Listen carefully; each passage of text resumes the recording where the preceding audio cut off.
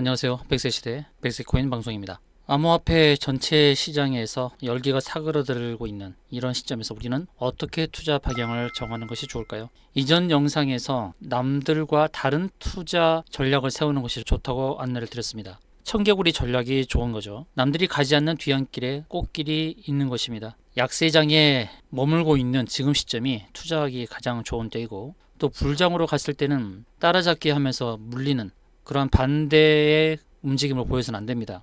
우리가 이 자산시장에서 늘 알고 있듯이 싸게 사서 비싸게 판다는 가장 기본적인 논리를 실천해야 될 때죠. 지금 전체적으로 이 가상자산 시장, 암호화폐 시장에 눌려있는 지금 시점이 어떤 시점으로 봐야 되는 시점일까요? 매도의 시기입니까? 매수의 시기입니까? 그것은 여러분들께서 잘 판단하시기 바라겠습니다. 자, 지금 이 시간에는 솔라나 암호화폐에 대해서 안내를 드리고자 합니다. 이더리움의 창업자인 비탈릭 부테린이 솔라나를 포함한 여러 프로젝트가 마주한 도전에 대해서 동정심을 표한 적이 있었습니다. 특히 암호화폐를 증권으로 분류하고자 하는 규제기관의 태도에 대한 그 이해를 표하는 것인데요. 부테린은 최근 소셜미디어 게시물에서 가장 큰 우려 중 하나는 솔라나와 다른 프로젝트들이 유가증권으로 충격을 받는다라고 언급을 했었습니다. 이 특정 암호화폐를 유가증권으로 분류하려는 글로벌 금융 규제기관의 조사가 증가하고 있는 그런 상황이고, 유가증권으로 분류될 가능성에 대해서 조사를 받고 있는 솔라나에게는 부담을 주고 있다라고 볼 수 있겠죠. 그렇지만 늘 우리가 알듯이 그러한 위험이 있는 상황에서 항상 돌파구가 있었습니다. 솔라나 하나만의 문제는 아니겠죠. 그렇게 증권으로 분류되기도 그렇게 쉬운 상황이 아니다라는 것을 여러분들 잘 알고 계실 테고, 지금 솔라나가 직면한 가장 큰 문제는 FTX발 대규모 매도 우려 때문이죠.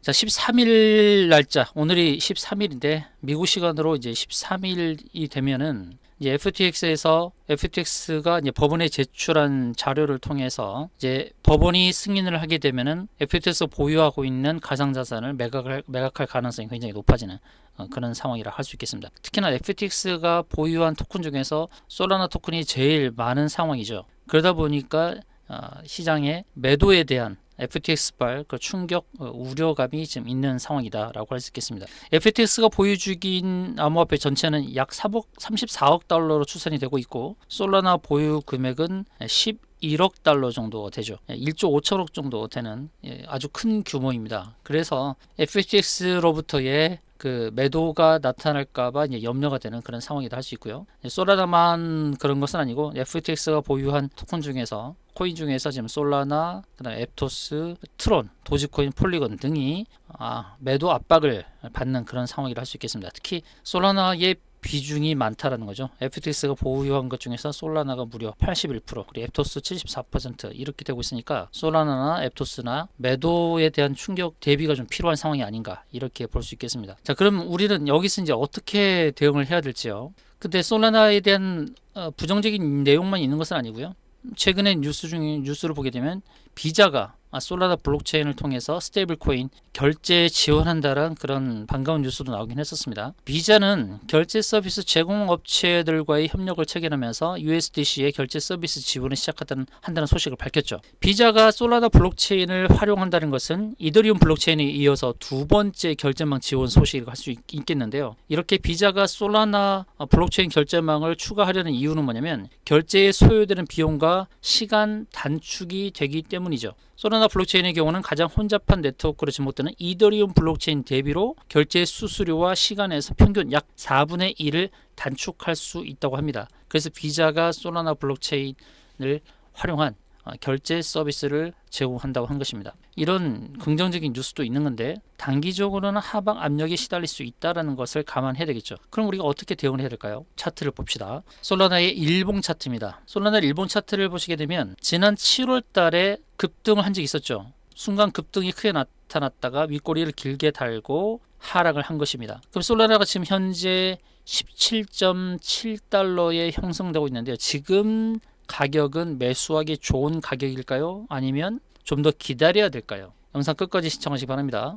주봉을 보겠습니다. 주봉을 보게 되면 고점 3개가 나오죠. 고점 3개 나옵니다. 고점 2개를 한번 연결해 볼게요. 고점 2개를 연결을 이렇게 해보면 바로 세 번째 고점에서 매도 타점을 잡을 수 있었다는 것을 알 수 있습니다. 그러면 솔라나가 기술적으로 고점에서 매도를 할 때에 이와 같은 전략을 폈다면 저점에서 매수도 이렇게 저울질을 할 수가 있는 것이죠. 주봉에서 봤을 때. 그러면 솔라나는 지금 적절한 매수 타점에 온 겁니까? 잘 판단하십시오. 적절한 매수 타점에 왔을까요? 매도는 정확하게 3분 기법에 의해서 두 고점을 연결한 세 번째 고점에서의 매도 전략을 취했다라는 것을 확인할 수가 있습니다. 그럼 매수도 같은 전략을 취할 가능성이 높다 이겁니다. 그럼 17.7달러 형성되고 있는 지금 가격대는 적절한 매수 가격대가 아니라고도 할 수 있겠죠. 주봉과 일봉에서 동일하게 어디서 매수를 하는 것이 좋을지 안내가 되고 있습니다. 지금 이 차트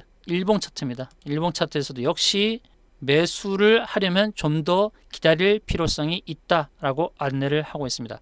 좀 더 싸게 사는 게 좋다. 그러나 지금부터 서서히 매수로 접근하는 것도 나쁘지 않겠죠. 확인하고 갑시다. FTX발 매도 압력에 시달릴 수 있지만 그것은 급락의 형태가 아닐 수도 있고 이제 매수 입장에서는 적절한 기회가 주어지고 있다라고 보는 것이 좋을 것입니다.